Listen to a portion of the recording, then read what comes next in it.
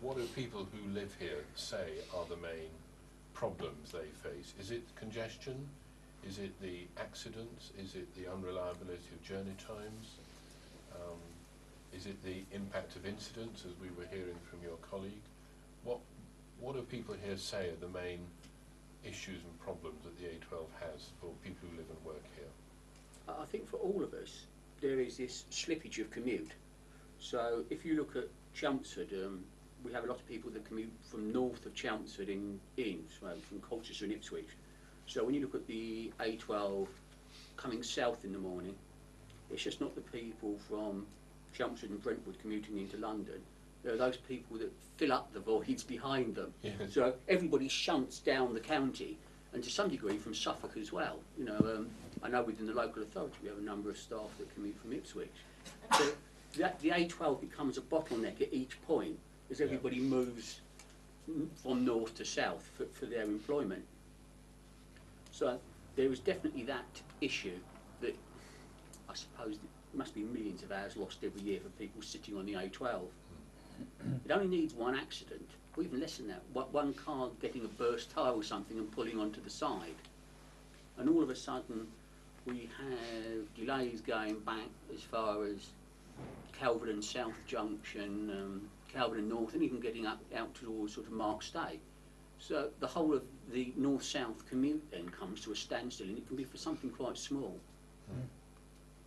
The number of vehicles that are on there, it doesn't need very much at all to happen to put people back an hour getting into work every day. The impact for something quite small can be huge to tens of thousands of people trying to get to work. What's the perspective that you have from Brentwood on the A12 and its current performance? Congestion, accidents, safety. What are the most important issues from your point of view? Really reiterating a lot of what's already been said in regards to the knock-on effect that it has along the whole road if there is an accident. And as Mr Rose touched on at the beginning, the impact that has on Brentwood with cars diverting through the town centre. The roads are quite narrow, obviously not as big a town as Chelmsford is, and when they do come off the A12 at Brook Street and go through right the way through Shenfield and back onto the A12, it can cause a lot of problems.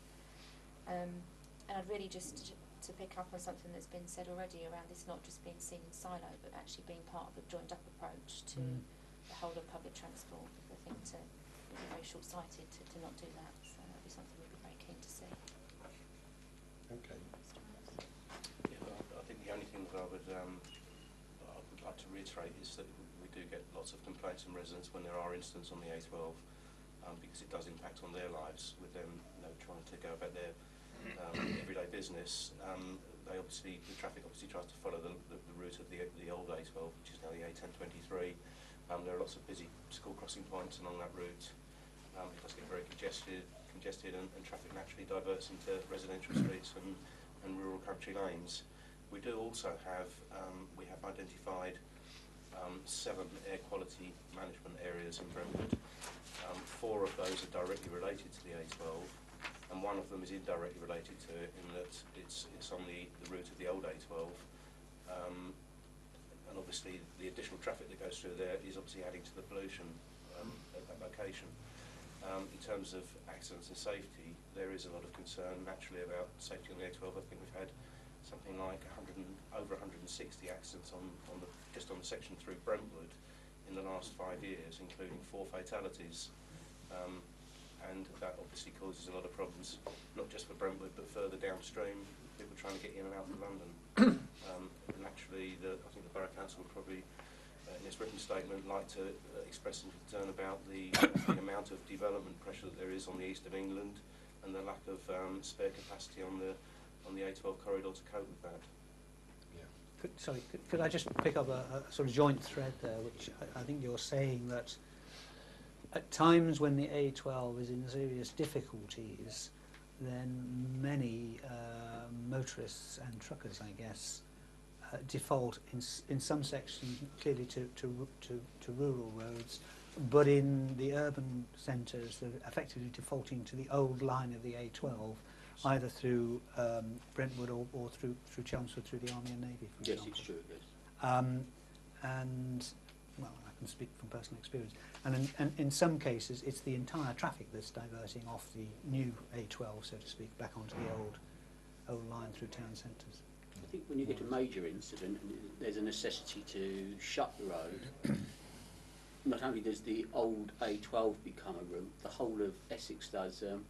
Once you get north of Chelmsford, people will find the way into Malden town centre as a way of trying to get back off the A12 and try and get round it. So it impacts in a very wide area, actually, once the A12 becomes shut. Okay.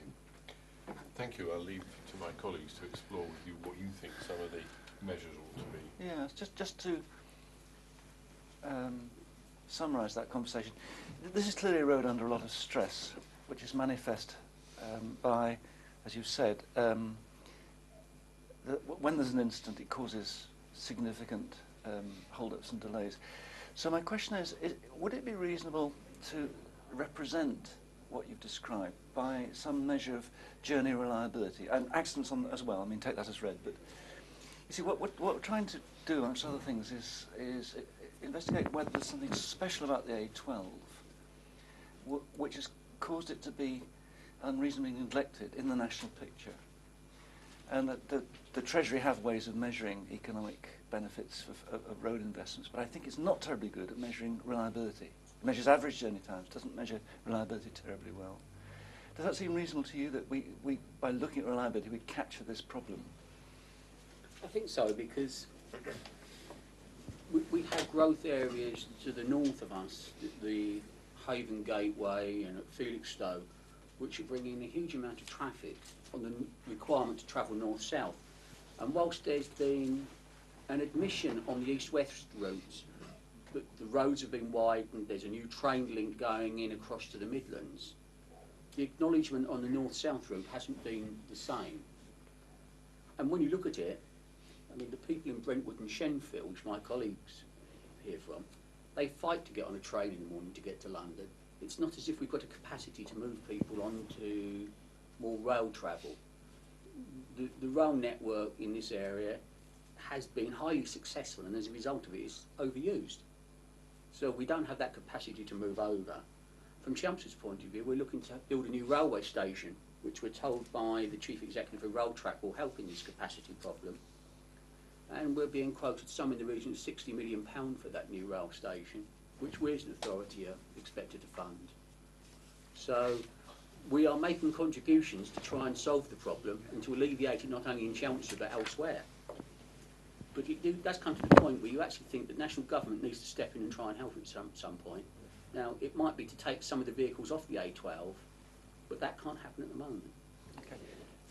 Anything to add on that? Just fully endorse that, and I, on a personal level, commute into London each day, so I fully appreciate the comments on the capacity in terms of public transport. I think the only other thing I would add is maybe the lack of a hard shoulder at the moment, because if anything goes wrong, we do see it diverted through the towns as default, because there's no other option. Could I clarify what something you said in your opening comment? Chancellor, I understand, is in favour of, in the long run, getting to a dual through basically the whole length of route.